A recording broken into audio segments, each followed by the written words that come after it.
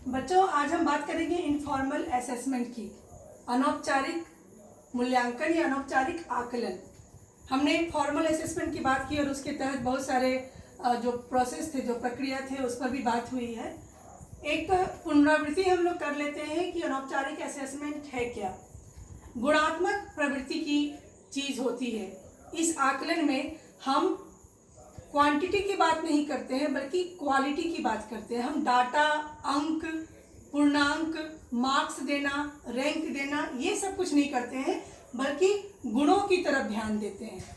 उसके बाद है कि इसकी जो प्रकृति होती है, इसका जो नेचर होता है, वो थोड़ा मुक्त होता है। बहुत सारे नियम कानून दायरे में बंधा हुआ ये असेसमेंट नहीं होता है। जैसा कि शब्द से ही स्पष्ट है, अनौपचारिक है ये बिल्कुल ही मुक्त वातावरण में हम बच्चों के व्यवहार का, उसकी बुद्धि का, उसकी सोच का आकलन करते हैं। उसके बाद है कि मानकीकृत उपकरण नहीं होता है ये।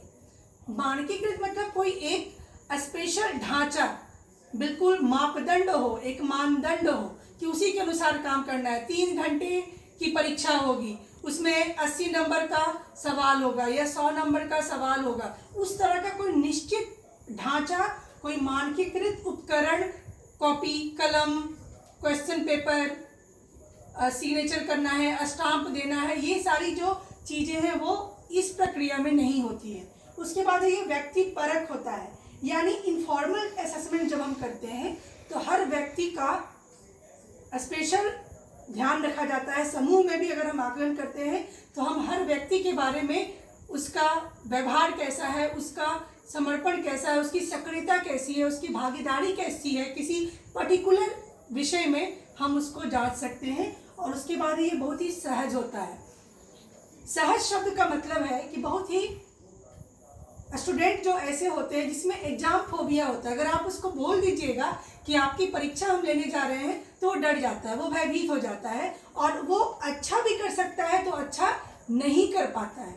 कहीं ना कहीं उसमें एक डर व्याप्त हो जाता है, उसके आत्मविश्वास में कमी हो जाती है। पर इस तरह की प्रक्रिया में चूंकि हम बताकर और बहुत साजो समार के साथ, व्यवस्था के साथ, एक निश्चित मापदंड और मानदंड के साथ नहीं करते हैं, तो जो स्टूडेंट है, जो विद्यार्थी है, वो बहुत ही सहज महसूस करता है और आप उसका बेस्ट देख सकते हैं। क्योंकि इस प्रक्रिया में हम कोई एक मुक्त प्रकृति अपनाते हैं, बहुत ज़्यादा उसमें हम नियम कानून और दायरा निश्चित नहीं करते हैं, तो स्टूडेंट भी अपने आप को बहुत ही सामान्य महसूस करता है, एक बहुत ही औपचारिक वातावरण नहीं महसूस करता है बल्कि बहुत ही प्राकृतिक वातावरण महसूस करता है और उसमें वो अपना जो बेस्ट है वो आपको दे पाता है। इनफॉर्मल असेसमेंट के तहत जो पहली बात है वो आती है पार्टिसिपेंट ऑब्जर्वेशन, मतलब प्रतिभागियों का अवलोकन। मैंने 2 चित्र बनाया है। जब अवलोकन करता, जो रिसर्चर है, जो रिसर्च करता है, वो जब किसी समूह का अवलोकन करता है और वो बाहर से अवलोकन करता है, मतलब कि रिसर्चर यहाँ है और समूह वहाँ पर कुछ क्रिया कर रहा है, वो दूर से अवलोकन कर रहा है। और अगर वो उस समूह के साथ मिलकर, उसके साथ उसकी प्रतिक्रिया, उसकी प्रक्रिया, उसकी एक्टिविटी में भाग लेकर अवलोकन करता है, ये दोनों ही प्रक्रिया में अंतर है।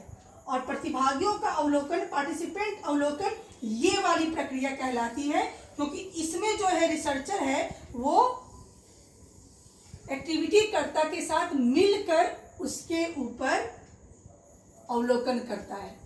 जैसे हम एक उदाहरण के तौर पर बताते हैं कि आमिर खान की एक मूवी बनी 3 इडियट, जिसमें कि वो कॉलेज का स्टूडेंट था। तो उस पिक्चर को करने के लिए वो पहले किसी कॉलेज में गया, वहाँ 2-3 महीने उसने बिताए और उसने उस माहौल में, उसके बीच में रहकर ऑब्जर्व किया स्टूडेंट को, ताकि वो सीख सके स्टूडेंट की तरह का जीवन शैली, बोलना, चलना, व्यवहार करना, और तब जाकर वो मूवी बनाया ताकि वो बिल्कुल सही अवलोकन कर सके प्रतिभागियों के बीच रहकर, ताकि वो मूवी में अपना बेस्ट दे पाए।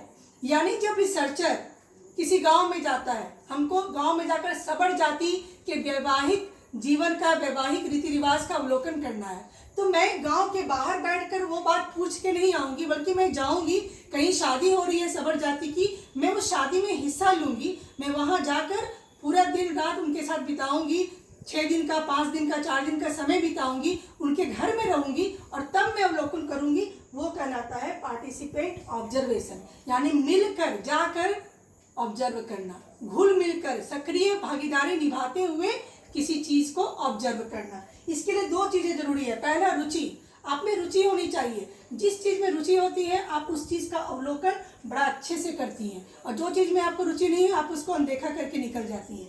और दूसरी बात है समर्पण। अपने काम के प्रति समर्पण था आमिर खान का, तभी वो गया और जाकर कॉलेज में 2-3 महीने का वक्त उसने बिताया। तो अगर आपका काम के प्रति समर्पण है और अगर आपको अपने काम में रुचि है, अगर ये दोनों चीज़ें हैं, तभी आप पार्टिसिपेंट ऑब्जर्वेशन की प्रक्रिया को ईमानदारी से सही तरीके से निभा पाएंगी, क्योंकि इसमें जो ऑब्जर्वर होता है, जो रिसर्चर होता है, वो एक्टिविटी में भाग लेता है, न कि एक्टिविटी से दूर रहकर एक्टिविटी को देखता है, संभालता है। धन्यवाद।